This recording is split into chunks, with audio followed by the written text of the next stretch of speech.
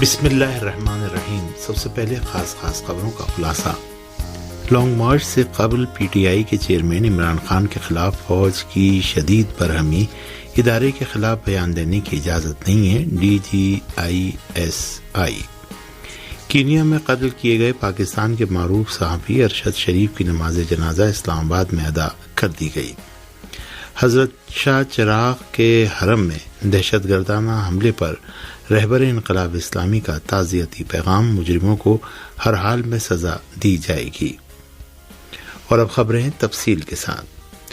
پاکستانی فوج کی خفیہ ایجنسی ISI کے سربراہ نے عمران خان کا نام لیے بغیر فوج کے خلاف بیان دینے پر شدید برہمی کا اظہار کرتے ہوئے کہا ہے کہ اگر فوج کا سپہ سالار غدار ہے تو اس سے چھپ کر ملتے کیوں رہے ہیں۔ ISI کے سربراہ جنرل ندیم انجم نے راولپنڈی میں فوج کے ترجمان جنرل بابر افتخار کے ہمراہ پریس کانفرنس کرتے ہوئے کہا کہ اگر آپ کی نظر میں فوج کا سربراہ غدار ہے تو اس کی ملازمت میں توسیع کیوں چاہتے تھے اور اس سے چھپ کے کیوں ملاقات کرتے تھے۔ انہوں نے کہا کہ جھوٹ سے فتنہ و فساد کا خطرہ ہو تو سچ بولنا ضروری ہو جاتا ہے۔ ISI کے سربراہ نے کہا کہ میں اپنے ادارے اور جوانوں کا دفاع کرنے کے لیے سچ بولنے آیا ہوں۔ ISI کے سربراہ نے کہا کہ ملاقات کرنا آپ کا حق ہے، لیکن ایسا نہیں ہو سکتا کہ رات کو ملیں اور دن میں غدار کہیں۔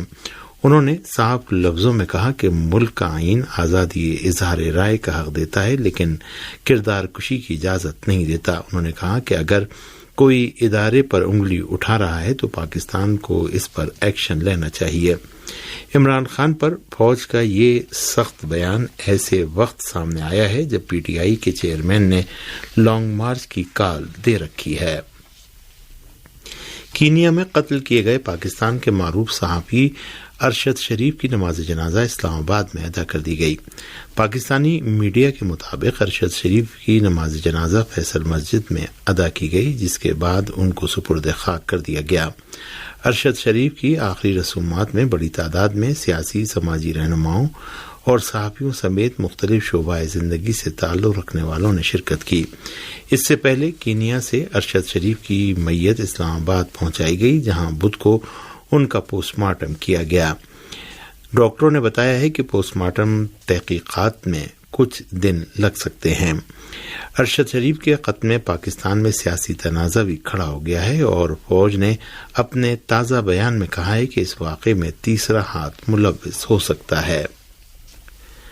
رہبر انقلاب اسلامی نے فرمایا ہے کہ حضرت احمد شاہ چراغ کے حرم میں شقاوت آمیز جرم کا ارتکاب کرنے والوں کو ہر حال میں سزا دی جائے گی۔ رہبر انقلاب اسلامی آیت اللہ العظمیٰ سید علی خامنئی نے اپنے پیغام میں سانع حرم حضرت شاہ چراغ کی جانب اشارہ کرتے ہوئے کہا، جس میں دسیوں زائرین، خدام اور مجاورین شہید اور زخمی ہوئے ہیں، فرمایا کہ اس اندوہناک جرم کا ارتکاب کرنے والے یا کرنے والوں کو ہر حال میں سزا دی جائے گی۔ آپ نے فرمایا کہ اس واقعے میں شہید ہونے والے عزیزوں کا داغ اور حرم اہل بیت کی بے حرمتی کا صدمہ اسی وقت مندھم ہوگا جب اس واقعے کو انجام دینے والوں کا پتہ لگا کر انہیں سخت سے سخت سزا دی جائے گی۔ رہبر انقلاب اسلامی نے فرمایا کہ آگ کے شعلے بھڑکانے والے دشمن اور ان کے ہمراہ غدار اور فریب خوردہ اور جاہل عناصر کے مقابلے میں ہم سب کی ذمہ داری ہے اور قانون نافذ کرنے والے اداروں، عدلیہ اور علماء اور عوام سب کو متحد ہو کر ان تمام عناصر اور گروہوں کا مقابلہ کرنے کی ضرورت ہے جو عوام کی جان و مال اور ان کی سیکیورٹی کو نقصان اور مقدسات کی توہین کر رہے ہیں۔ رہبر انقلاب اسلامی نے فرمایا کہ ایران کے عوام یقینی طور پر دشمنوں کی اس طرح کی خباثت آمیز سازشوں پر غلبہ پائیں گے۔ آپ نے اس حادثے میں شہید ہونے والوں کے اہل خانہ، شیراز کے باشندوں اور پوری ایرانی قوم کو تعزیت پیش کی۔ ایران کے صدر سید ابراہیم رئیسی نے اپنے ایک پیغام میں حضرت احمد شاہ چراغ کے حرم مطہر میں دہشت گردانہ حملے میں ہونے والی شہادتوں پر تعزیت پیش کرتے ہوئے لکھا ہے کہ سیکیورٹی ادارے اس وحشیانہ جرم کا ارتکاب کرنے والوں اور اس واقعے کے منصوبہ سازوں کا پتہ لگا کر انہیں عبرتناک سزا دیں گے۔ ایران کے صدر سید ابراہیم رئیسی نے اپنے تعزیتی پیغام میں لکھا ہے کہ ایرانی قوم کی مظلومیت کی آواز اس بار حضرت احمد بن موسیٰ علیہ السلام کے حرم مطہر میں بلند ہوئی اور ایران کے اسلامی انقلاب کے دشمنوں کے جرائم میں ایک اور سیاہ باب کا اضافہ ہوا۔ صدر مملکت نے اپنے اس پیغام میں دہشت گردی کے اس واقعے میں شہید اور زخمی ہونے والوں کے اہل خانہ سے ہمدردی کا اظہار کرتے ہوئے دہشت گردی کے اس واقعے میں ہونے والے جانی نقصان کی مناسبت سے پوری ایرانی قوم کو تعزیت پیش کی۔